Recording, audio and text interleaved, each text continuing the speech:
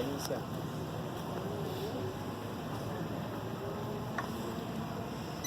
Será que ele já abre em cima de onde está? Vai abrir. É porque só porque a lâmpada, eu desliguei a lâmpada quando está quente, ela tem que esfriar para reiniciar.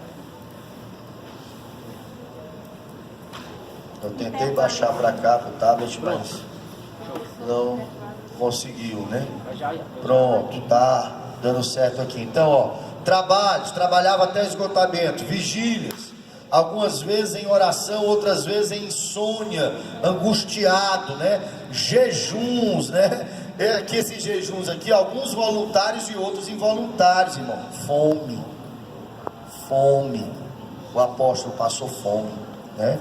Então, quando Deus nos capacita a enfrentar as tempestades, ele começa no verso 7, as qualidades que Deus concede à mente para vencermos as tempestades. É interessante aqui que primeiro ele fala dessas tempestades, tanto externas como internas, como trabalhos à nossa volta, e agora ele vai falar de como enfrentar isso, né? Os pregadores de plantão aí, tá aí uma boa doutrina, né? Para você dar na igreja, né? As qualidades que Deus concede à mente para vencermos as tempestades. Primeiro, pureza, ações puras, pensamentos puros. Saber, né? Ou seja, em sabedoria, né? Claro, entendimento da mensagem do Evangelho. A palavra aqui é sabedoria, porque eu acho que eu apaguei sem querer, tá? Longanimidade, né? Paciência com pessoas difíceis, mesmo quando elas são cruéis com você. Isso é longanimidade. Quem quer aí longanimidade? Meu amigo, ter paciência com quem é cruel com você é difícil.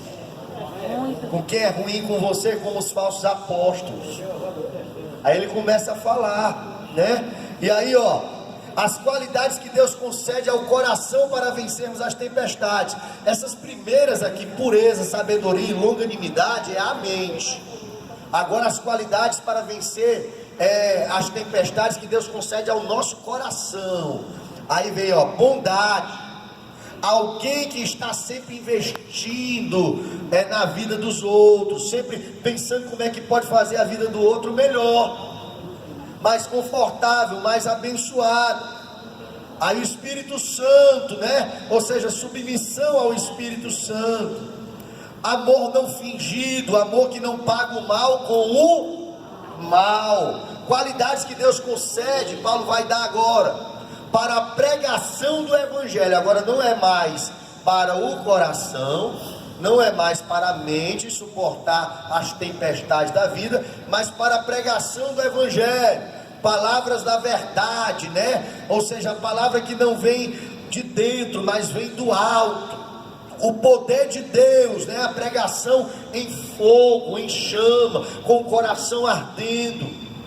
As armas de justiça, né? Armas tanto de defesa como de combate, né? Armas espirituais, está certo?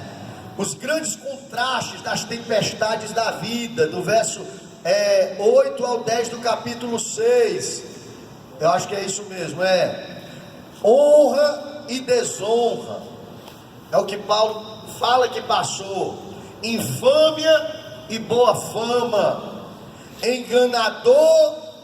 enganado e sendo verdadeiro, passou um R ali também, perdoa os erros aí, irmão.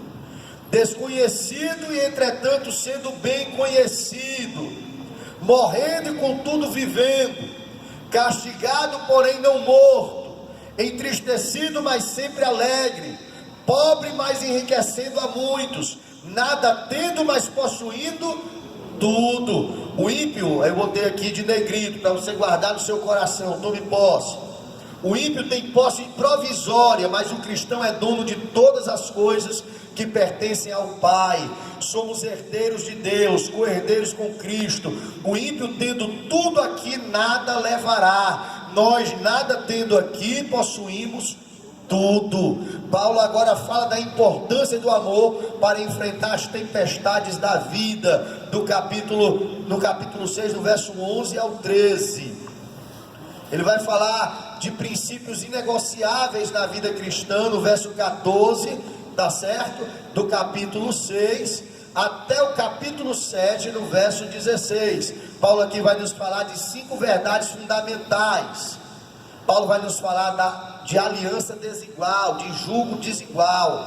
Está dizendo que isso aqui, são princípios inegociáveis para o cristão. Ah, eu vou namorar com fulano ali que não é crente. Isso aqui, nem é conversa, não é nem para se cogitar, é inegociável. Deus nunca aceitou isso no meio do seu povo. Desde Israel nós temos inúmeros textos. Vocês estudaram agora, acho que foi Velho Testamento, não foi? Na cadeira passada deve ter se falado alguma coisa sobre jugo desigual. Então pronto, não é permitido. Tem gente que diz assim, eu vou ver se Deus salva, vou tentar. Meu querido, a gente tenta o que é permitido. O que não é permitido não tem história de vou tentar. Eu já começo em desobediência, eu já começo em maldição. Então eu preciso entender isso. O princípio de Deus é inegociável. Deus não te mandou tentar, Deus te proibiu de tentar. Então precisa se entender isso. Nós estamos achando normal. Tem pai lá na igreja, tem um jovem namorando com um incrédulo, acho normal. Acham super tranquilo. E eu fico vendo, eu fico pensando, meu Deus, tem pessoas que perderam assim a compreensão do que a palavra de Deus ensina para nós. Na vida cristã existem alguns relacionamentos que precisamos cultivar e outros que precisamos abandonar. Paulo fala de uma separação necessária. Nessa separação aqui ele está se referindo a um jugo desigual, não no casamento, porque nós aprendemos em 1 Coríntios capítulo 7 que se já estiver casado, quando veio a Cristo, então permaneça casado, tá certo? Ele está se referindo aqui a um namoro, a um relacionamento que está iniciando, ou a outros tipos de relacionamentos ou negócios que muitas vezes nós estamos nos aliançando com pessoas que realmente não tem nada para acrescentar ou agregar à nossa vida, tá certo?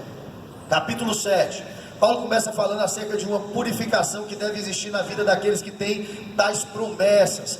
Paulo mais uma vez pede hospedagem no coração dos crentes, afirmando que a ninguém fez injustiça. Paulo afirma que sempre manteve a lealdade sincera. Paulo sempre acreditou na lealdade dos irmãos. Aqui é uma espécie de elogio que ele faz a eles no verso 4. Paulo agora vai falar de uma consolação restauradora. Capítulo 8. Antes de tratarmos o assunto da contribuição cristã, precisamos entender o contexto. Aqui Paulo vai começar a falar de dinheiro. E é impressionante como 2 Coríntios é uma das cartas que mais vai falar da contribuição cristã, do dinheiro dentro da igreja, tá certo? Olha aqui, no governo do imperador romano Cláudio, chamado Cláudio, houve uma grande fome em todo o mundo. Nesse mesmo tempo, os judeus que moravam em Roma foram expulsos. Uma pobreza assoladora atingiu os cristãos da Judéia. Eu até falei isso para vocês na carta aos Romanos, vocês lembram? Eu falei algo sobre isso para vocês. O apóstolo Paulo, ao ser enviado aos gentios, assumiu o compromisso de não esquecer dos pobres, que efetivamente esforçou-se para cumprir esse compromisso. Durante suas viagens missionárias, Paulo esforçou-se para levar a oferta especial destinada aos pobres da Judéia. Paulo nos ensina que a oferta é graça, mais do que obrigação. Lá no capítulo 8, no verso 1. Graça é favor imerecido. É Deus quem dá o privilégio de assistirmos os santos, socorrermos os necessitados e sermos seus cooperadores no avanço de sua obra. Paulo nos ensina que a oferta não é resultado da abundância que temos no bolso, mas da generosidade de nosso coração. As igrejas da Macedônia, mesmo passando por muita prova de tribulação, manifestaram a abundância de alegria, superando a profunda pobreza, superabundaram em grande riqueza de generosidade, contribuíram para os pobres da Judéia. A contribuição cristã é um privilégio, não um peso, deve ser feita com alegria, não com pesar. Tem crente sem vergonha, vou rasgar logo, que ele usa que essa história aqui, que não pode ser um peso, tem que ser com alegria, para dar desculpa, para dizer que não está sentindo de Deus. Você não vai sentir nunca. Essa carne velha aqui não vai sentir nunca. Vai achar melhor você pegar 50 conto e comer uma pizza depois do culto, do que você dar de oferta aqui. Ontem nós tiramos uma oferta lá pancada que os meninos estavam zerados, não tinha nada. Só tinha 7 quilos de arroz. Para 26 homens. Foi uma bênção. Graças a Deus a igreja lá tem entendido isso. A gente tem ensinado isso. Fizemos um chá social com as irmãs. Deu 6 cestas daquelas bacana para dividir entre os irmãos que precisam. Então a igreja precisa entender isso. Isso fora os dízimos, fora as ofertas, né? Nós temos lá, né, esse costume de ensinar isso ao povo, porque Deus, Ele é um Deus generoso, e nada reflete mais o caráter de Deus em um cristão do que a generosidade, porque Deus é conhecido pelo Deus que deu o seu único Filho. Então, se tem algo que parece com o caráter de Deus, é dar. Quando o assunto é dar, eu já disse isso pregando várias vezes, não tem quem ganhe de Deus. Ninguém é mais generoso do que Deus. E Deus, Ele é assim, espera que seus filhos expressem o seu caráter. Coisa triste se eu ver a Estel, a Rebeca falando um palavrão, eu vou me entristecer porque eu não falo. Elas não escutam, não aprenderam essa linguagem comigo. Então, Deus, como nosso Pai, quando vê avareza, ganância no nosso coração, Ele se entristece, porque essa não é a linguagem que expressa Ele. E nós, como filhos de Deus, devemos expressar a linguagem que expressa Deus. Tá certo? Vamos para frente. Paulo nos ensina que a oferta deve ser voluntária e proporcional.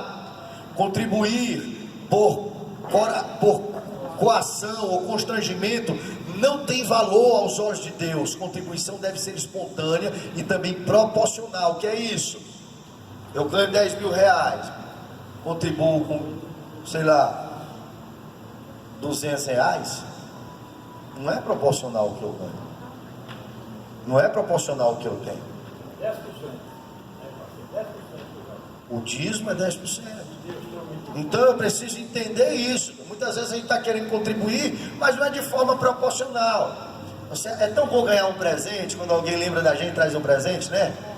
Mas, por exemplo, se eu sei que uma pessoa muito rica e ela traz, não sei, uma garrafa d'água dessa, aquilo, em vez de trazer alegria ao meu coração, vai trazer às vezes tristeza, né? Não por ganância, pelo que a pessoa tem, mas poxa, ela poderia dar mais, então o que eu represento para ela é isso. Deus não é diferente da gente em muitas coisas. Então Deus sente o mesmo. Nós precisamos entender isso. Nós temos que agir conforme a proporção do que temos recebido, tá certo? Paulo ensina que a oferta é dádiva. Dádiva. Som, ei, som. Acho que é pilha, né? Não adianta eu falar, irmão, porque senão não sai na filmagem. Se bem que está sendo feito aqui, né? Não fica bom não, né?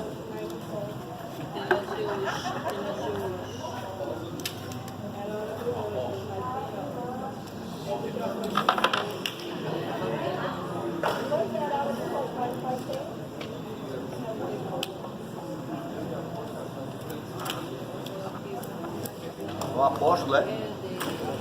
O apóstolo de conclusão. Som. Eu acho que foi por aí, foi não?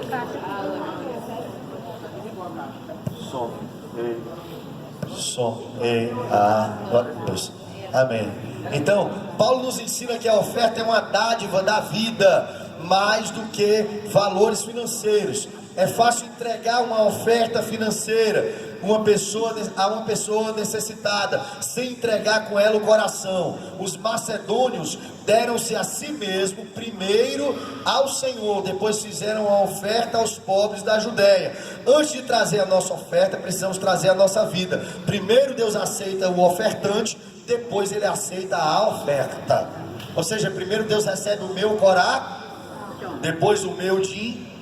Ele não vai receber o meu dinheiro se ele não tiver o meu coração. Não importa o valor do dinheiro que eu estou trazendo. Então eu tenho que entender isso sim. Porque muitas vezes você pode ajudar uma pessoa num sinal ou num lugar que está padecendo necessidade, sem colocar o seu coração nisso. Mas a Bíblia diz que aqueles crentes pobres ali da Macedônia, eles rogavam, eles clamavam por roubos, para que pudessem fazer parte do serviço de acolhimento aos pobres que estavam necessitando. Mais do que eles eram humildes, eles eram pobres, mas mesmo assim eles viam a oportunidade de contribuir como uma dádiva, como uma bênção, como uma oportunidade, como um presente de Deus. E é isso que nós precisamos ter em nosso coração, né? Nós devemos sonhar e dizer: Deus, hoje eu estou dizimando, sei lá, R$400, mas eu ainda vou dizimar 3.000. Eu tenho que ter esse sonho no meu coração, eu tenho que ter esse desejo na minha alma, né, de honrar a Deus com o meu melhor, de dar a Deus o que há de melhor em mim. Paulo nos ensina que a contribuição é progressiva em sua prática. Paulo nos ensina que a contribuição não é resultado de pressão dos homens, mas do exemplo de Jesus. Paulo nos ensina que é proporcional à sua expressão. Paulo nos ensina que a contribuição cristã é marcada por honestidade na sua administração. E aqui é importante, porque também precisa haver clareza, transparência, honestidade da onde está se recebendo as ofertas, para que haja motivação no povo, para que eles assim continuem a fazer. Isso é um fato. É uma faca, como se diz, de 2 gumes. Tá certo? Coisa boa o pastor dizimar, né? Eu podia dizimar em folha, né? Recebo o meu salário, né? Desconta já o meu dízimo.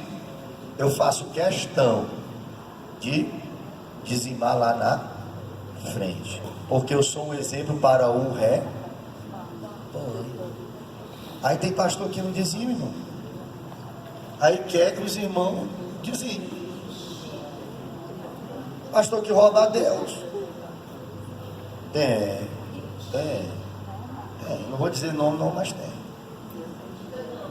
Aí não dizima, quer que o povo dizime. Vai dizimar nunca, né? Paulo nos mostra que a evangelização e o ministério social andam de mãos dadas. Paulo usa o exemplo da disposição da igreja de Corinto para estimular as igrejas da Macedônia. Deixa eu dizer um negócio a você. A Rebeca e a Estela, elas têm uma mesada, R$30 para cada um. Aí elas têm as tarefas, né, para dar direito à mesada. Se não cumprir as tarefas, arrumar a cama, ensaiar o violão, o teclado, ler a Bíblia, todos os dias elas leem a Bíblia, 3, 4 capítulos, todos os dias, né? Aí desconta lá da mesada. Mas é tremendo. Quando dá no dia da mesada, elas separam o dízimo. Todas as duas são dizimistas. Elas separam o dízimo, irmão. E a Esté esqueceu o dízimo em casa, ó. Aí se atribulou. Aí saiu, ela me fez arranjar um dinheiro emprestado, irmão, para ela dizimar. Porque era o dia dela dizimar. E ela só dizima mais do que o que ela ganha. Ela sempre dá passando. É generosa por natureza. Lá no coração. A Rebeca já é mais segura. Mas assim, é fiel. A minha Marta não foi, de verdade. Nós somos. Mas assim, todas as duas já amam fazer isso. Então nós precisamos ensinar os nossos filhos. Nós precisamos ensinar os nossos filhos que tudo que eles têm vem e provém de Deus. Quando nós fazemos isso, nós estamos ensinando um princípio de mordomia cristã, né? Que eles são apenas administradores de tudo aquilo que Deus os deu. E aí nós precisamos ter esse princípio em nossa vida, tá certo? Quando contribuímos, nossa oferta estimula outras pessoas. Vocês sabiam disso? Estimula. Ontem nós fomos tirar uma oferta para a ANCAD, depois do culto. No final, quem primeiro deu a oferta? Imagina aí. Quem? Pastor Silvério. Como é que eu vou ensinar o povo a ofertar se eu não dou, cara? E eu já tinha dado uma oferta semana passada para lá, a minha mãe. E a prova medonha mesmo. É um negócio difícil. Sabe aquele dia que a gente está comendo mortadela? Pronto, era do jeito que estava lá em casa. E ovo. Isso é mentira. Não tem negócio de enfeitar a coisa, não. Mas aí você estimula os irmãos, porque quando você oferta, você estimula outras pessoas. Você contribui, sua oferta abençoa você mesmo, né? Quando você contribui, sua oferta se torna uma semeadura recompensada por Deus com uma grande colheita. Você contribui, sua oferta também abençoa outros. Quando você contribui, você também glorifica a Deus. Quando ofertamos para atender a necessidade dos santos, estamos fazendo uma semeadura. Quem semeia pouco, colhe pouco. Quem semeia com fartura, com abundância ceifará. O bem que fazemos aos outros vem sobre nós mesmos, e isso da parte do Senhor. Quem dá ao pobre, a Deus empresta. A alma generosa prosperará. A semente que se multiplica não é a que comemos, mas a que semeamos. Deus é quem nos dá a semente para semear. É Deus quem supre, aumenta a nossa sementeira. É Deus quem multiplica os frutos da nossa justiça. É Deus quem nos enriquece em tudo para agirmos com toda a generosidade, a fim de que sejam tributadas a Ele ações de graça. Quando socorremos os santos, isso não apenas supre as necessidades deles, mas também redunda em ações de graça a Deus. Que Deus nos mova a generosidade e nos faça mordomos fiéis na administração dos bens a nós confiados. Então, capítulo 10, agora Paulo vai continuar defendendo seu ministério. Podemos observar nos 9 primeiros capítulos, Paulo escrevia para a maioria da congregação que amava e o apreciava. Nos 4 últimos capítulos, ele dirige a um pequeno grupo que resistia a ele, né? É importante dizer que Paulo não se defendia pessoalmente, mas ele defendia seu ministério e sua autoridade. O pastor pode até permitir ataques contra seu caráter, pois pastor nenhum é perfeito, mas um pastor não pode permitir o ataque contra a obra de Deus. Então, quando Paulo vai se defender agora, parece que ele baixou o nível, está se trocando com aqueles falsos apóstolos, mas não é. É porque ele viu a necessidade disso. Porque é o que o diabo fez. O diabo começou a atacar o caráter de Paulo, as motivações de Paulo, o apostolado de Paulo, para poder colocar em xeque a mensagem do evangelho da graça que Paulo trazia. Porque se eu descredencio o pastor, logo a sua mensagem não tem poder, não tem valor, não é verdade? É por isso que é tão delicado quando o pastor peca, porque muitas vezes ele perde o valor no sentido de como é que a gente pode dizer, credibilidade, porque nós pastores somos vitrine, e meu irmão, vitrine você bota a peça de roupa melhor, não é verdade? Eu já até disse isso aqui, expliquei para os irmãos. Você tem um conjunto de xícara em casa, uma cai e quebra a alça. Aí chega uma visita, você tem lá 5 xícaras boas e uma xícara com a alça remendada que você colou, um durepox. Aí você vai oferecer o café em qual? Nas boas ou na que está remendada? Ah, por quê? Porque você não vai expor na vitrine a uma visita o que está remendado, o que não é confiável, o que já quebrou, o que já trincou. Isso é natural. Isso é natural, não é verdade? Então, não é que Deus não restaure, não é que Deus não dê uma nova chance, mas que muitas vezes, né, se perde a credibilidade. É por isso que algumas igrejas como a Assembleia de Deus, eles pegam o pastor dali, de onde aconteceu, e levam para outro lugar, para poder reaproveitar o ministério daquele homem, porque ali onde ele estava, ele não tem mais credibilidade. Porque um pastor é alguém, irmão, que ele aponta os pecados dos outros, confronta os pecados dos outros, disciplina os outros, ora pelos outros, exorta os outros. Aí quando ele perde a credibilidade, lascou-se. Porque é estreito o que ele faz da vida. Eu costumo dizer que qualquer pessoa que trabalha numa fábrica, por exemplo, ela sai de noite. Ela pode ser sapatão, gay, ladrão, sem vergonha, drogado, o que ele quiser. 6 horas da manhã, 7 horas, entrando lá na fábrica fazendo o serviço dele, não interessa. Não é verdade? Agora o pastor, deixa ele dar um tapa na mulher dele. Deixa ele comprar e não pagar. Deixa ele gostar de pegar as meninazinhas novinhas. Deixa ele mentir. Não dá. Não desassocia da vida particular, privada, o ministério. Todo mundo que tem um trabalho secular desassocia. O Henrique é o Henrique lá na New Land. Quem quiser comprar carro na New Land, ó, Henrique aí, ó, vendedor honesto, uma benção. Saiu da New Land, né?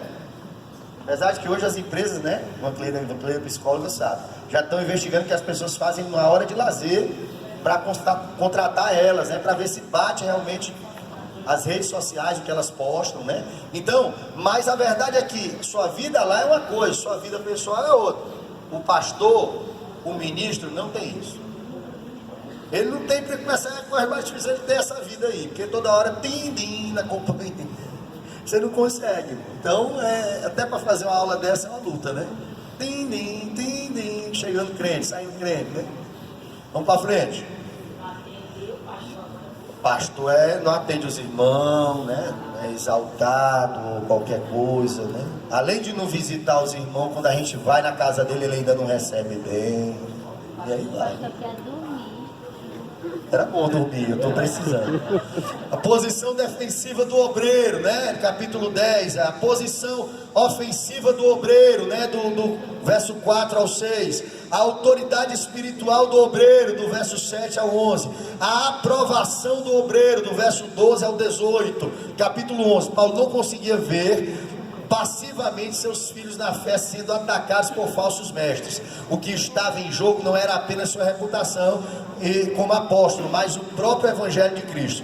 Falsos apóstolos estavam pregando em Corinto uma nova versão do evangelho. Esses falsos mestres, os mesmos que atacavam a igreja da Galácia, que nós vamos já ver, negavam a salvação pela graça e impunham sobre o povo a salvação pela lei.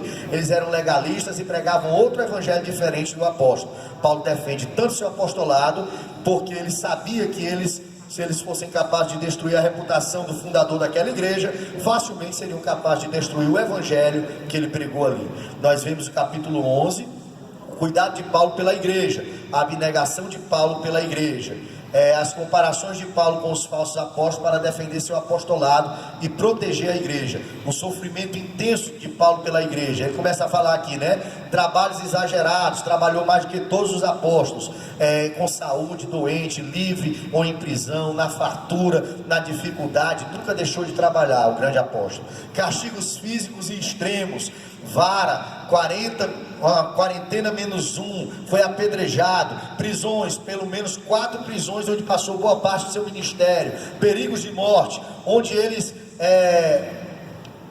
chegava, ele corria perigo, né? Ali está errado, a palavra cegava, chegava, ele corria perigo de vida. Damasco, Listra, Filipos, Bereia, Corinto, Éfeso, Jerusalém, Roma, onde ele morreu decapitado. Nesses cantos tudinho aí ele foi preso e foi fustigado e correu risco de vida, flagelado de vara, 3 vezes fustigado com varas, apedrejamento. Em Listra foi arrastado da cidade como morto, ele foi tido como morto lá, né? Então, privações, necessidades dolorosas, fome, sede, jejum, frio, nudez, preocupações com todas as igrejas, enfrentar os falsos apóstolos e os falsos irmãos. Como se não bastasse essa lista aí, ainda tinha os crentes coxinha, né? Para ele estar dentro da igreja lutando contra eles também, né? Fuga vergonhosa. Em Damasco se escondeu dentro de um cesto. Paulo encerra dizendo que se tendo que me gloriar, me gloriarei na minha fraqueza. Paulo sabia que sua autoridade não vem de suas habilidades, mas do seu chamado, não de sua força, mas de sua fraqueza, não de seus feitos, mas de suas cicatrizes. Capítulo 12, Paulo ainda continua fazendo sua defesa diante dos falsos apóstolos, que diziam que não tinham experiências tão arrebatadoras quanto eles tinham, nem credenciais suficientes para o apostolado como eles tinham. Diziam que Paulo tinha outros interesses, que não tinha estatura espiritual para confrontar os crentes face a face, e por isso fazia com suas cartas. Paulo então vai dar resposta a essas falsas acusações. Ele vai usar o método que ele mesmo desaprova, o método de gloriar-se e contar vantagens, né? Ele vai precisar fazer isso, né? Paulo agora vai falar de suas visões. Paulo vai falar do seu espinho na carne, né? No verso 7 ao 10. Paulo vai apresentar suas credenciais. Agora nos é relatado a terceira viagem de Paulo a Corinto. Ninguém sabe se esse espinho na carne aqui